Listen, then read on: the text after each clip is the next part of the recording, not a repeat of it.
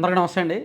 YSR Congress party ముఖ్య నేత విజయసాయిరెడ్డి గారు ఆ పార్టీకి రాజీనామా చేశారు. రాజ్యసభ సభ్యత్వానికి రాజీనామా చేశారు. సో నిన్న సాయంత్రం ప్రకటించారు. ఈరోజు ఢిల్లీ వెళ్ళి రాజ్యసభ చైర్మన్ ధన్ఖడ్ గారిని కలిసి రాజీనామా పత్రం ఇచ్చి ఆమోదం కూడా జరిగిపోయింది. సో ఆయన నెక్స్ట్ అడుగులు ఎలా ఉండబోతున్నాయి ఏంటనేది నేను ఆల్రెడీ నిన్న వీడియోస్లో చెప్పాను. ఆయన ప్రస్తుతానికైతే విదేశాలకు వెళ్తారు. విదేశాలకు వెళ్ళడానికి కోర్టులో పిటిషన్ దాఖలు చేశారు. విదేశాలకు వెళ్తారు. 1 నెల 2 నెలల్లో కాస్త రిలీఫ్ అయ్యి మళ్ళీ వచ్చి ఆయన మారు వేషంలో మరో రూపంలో రాబోతున్నారు. ఒక మీడియా అధిపతిగా రాబోతున్నారు. అది వేరే విషయం. అయితే ఇక్కడ ఇంకా వైఎస్ఆర్ కాంగ్రెస్ పార్టీలో ఇంకా ఎవరైనా ఉన్నారా ఆ పార్టీ నుంచి బయటకు వెళ్ళడానికి? వైసీపీలో నెంబర్ 2గా ఉంటూ జగన్మోహన్ రెడ్డి గారికి అత్యంత సన్నిహితంగా ఉంటూ పార్టీలో నెంబర్ 2, కేసుల్లో నెంబర్ 2, అన్నింటిలోనూ నెంబర్ 2నే. సో ఆయన ఆ పార్టీ నుంచి తప్పుకున్నాడంటే మిగిలిన వాళ్ళు ఇంకా ఎంత నమ్మకంతో ఉంటారు? సో విజయసాయిరెడ్డి గారు తప్పుకోవడం వెనక తప్పించుకోవడం వెనక కొన్ని ఉన్నాయి. ఆయనకు సంబంధించిన అరబిందో మూలాల్లోకి ఐటీ ఈడీ వెళ్తున్నాయి కాబట్టి ఆయన దాన్ని బయటపడేయాలంటే తను వైసీపీకి దూరంగా ఉండాలని జరగవచ్చు కాక. కానీ వాళ్ళ అయోధ్య రామిరెడ్డి గారు వైఎస్ఆర్ కాంగ్రెస్ పార్టీలో ఆయన కూడా కీలక నేత. ఆయన కూడా రాజ్యసభ సభ్యుడే. జగన్మోహన్ రెడ్డి గారికి అత్యంత సన్నిహితుడే. సో ఆయనకు సంబంధించిన కొన్ని వ్యవహారాల మీద కూడా ఐటీ కొన్నుంది, ఈడీ కొన్నుంది. గతంలో కూడా ఆయన సంస్థల మీద ఐటీ రైట్స్ జరిగాయి. కొన్ని కేసులు కూడా నమోదయ్యాయి. సో ఇప్పుడు ఆయన కూడా పార్టీకి రాజీనామా చేస్తారు, పదవికి రాజీనామా చేస్తారనే టాక్ ఉంది.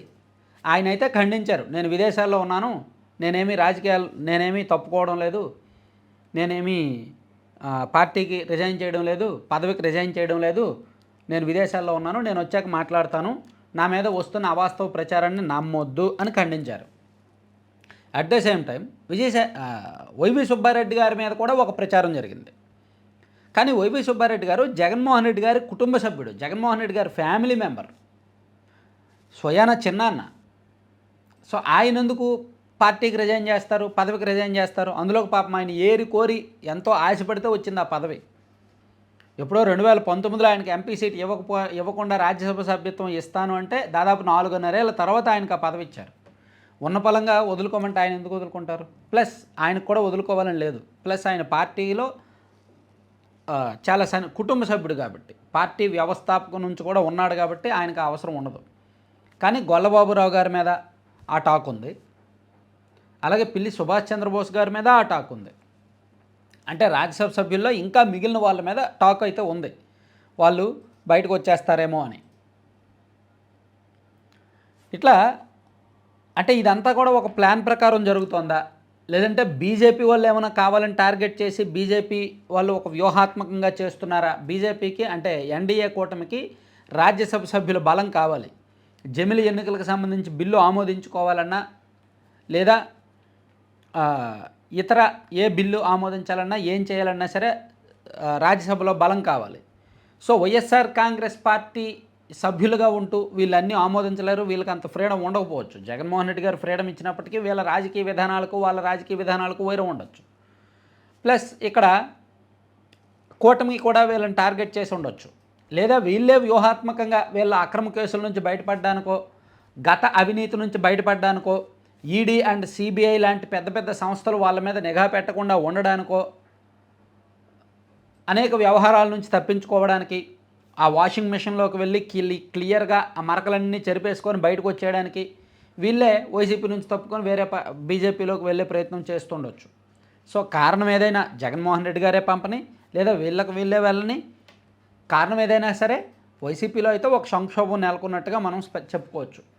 2019లో తెలుగుదేశం పార్టీ కూడా ఓడిపోయిన తర్వాత ఆ పార్టీలో కీలకంగా ఉంటూ చంద్రబాబు నాయుడు గారికి అత్యంత సన్నిహితంగా ఉన్న సీఎం రమేష్ గారు, సుజనా చౌదరి గారు, గరికపాటి రామ్మోహన్ రావు గారు ఏదో పేరుంది కదా, ఆయన వీళ్ళందరూ కూడా పార్టీ నుంచి బయటకు వెళ్ళిపోయారు, బీజేపీలో జాయిన్ అయిపోయారు కదా. రాజ్యసభ సభ్యులుగా ఉంటూ బీజేపీలో చేరిపోయారు. దాంతో వాళ్ళ మీద ఉన్న కేసులు, అవినీతి ఆరోపణలు, ఆ వైసీపీ వేధింపులు అన్నిటి నుంచి తప్పించుకున్నారు. అదే స్ట్రాటజీ మేబీ వీళ్ళు ఫాలో అవుతున్నారేమో. ఈ రాజ్యసభ సభ్యులందరూ బీజేపీకో ఎన్డీఏకో వెళ్ళిపోతారేమో, లేదా ఈ కేసుల నుంచి, అవినీతి వ్యవహారాల నుంచి తప్పించుకోవడానికి తాత్కాలికంగా సైలెంట్గా ఉంటారేమో. సో ఇందులో ఒక వ్యూహం అయితే మాత్రం ఖచ్చితంగా ఉంది. ఏంటి అనేది ఖచ్చితంగా మనం చెప్పలేం కానీ ఒక పకడ్బందీ వ్యూహం ప్రకారమే జరుగుతుంది ఇది. అందులో విజయసాయిరెడ్డి గారిది అయితే మాత్రం ఆయన వేరే పార్టీలో చేరే అవకాశం లేదు. ఆయన మొదటి నుంచి కూడా మీడియా అంటే ఆయన బాగా దురద ఉంది. దాదాపుగా 2 ఏళ్ల కిందటే ఆయన చెప్పాడు, నేను ఒక సొంత మీడియా ఛానల్ పెడతాను అని. అలాగే ఈ మధ్య కూడా ఒక 6 నెలల కిందట కూడా ఆయన మహాన్యూస్ వంశీ గారిని, అలాగే ఏబిఎన్ రాధాకృష్ణ గారిని అండ్ ఈటీవీ వాళ్ళని వీళ్ళందరినీ విమర్శిస్తూ నేను కూడా మీడియా పెడతాను, నేను కూడా మీడియా పెట్టి మీ అందరి సంగతి తేలుస్తానని చెప్పి సవాల్ చేశాడు. ఇట్లా విజయసాయిరెడ్డి గారి దురద, ఆయన ఆలోచన, ఆయన లక్ష్యం వేరు. సో మిగిలిన వాళ్ళు వ్యవహారం వేరు. సో ఇట్లా వైసీపీ అయితే అంతిమంగా సంక్షోభంలో పడిన మాట వాస్తవం. దాన్ని ఎలా గట్టెక్కించాలి, ఎలా బయటకు తీసుకురావాలని రకరకాల ప్రయత్నాలు జరుగుతున్నాయి. దానిలో భాగంగా ఒక ఎంపీ బయటకు వచ్చారు, మిగిలిన 3 ఎంపీలు కూడా బయటకు వచ్చే అవకాశం ఉన్నాయి. ఇదే జరిగితే వైసీపీలో రాజ్యసభలో వైసీపీ ఎంపీల బలం బాగా తగ్గిపోద్ది అన్నమాట.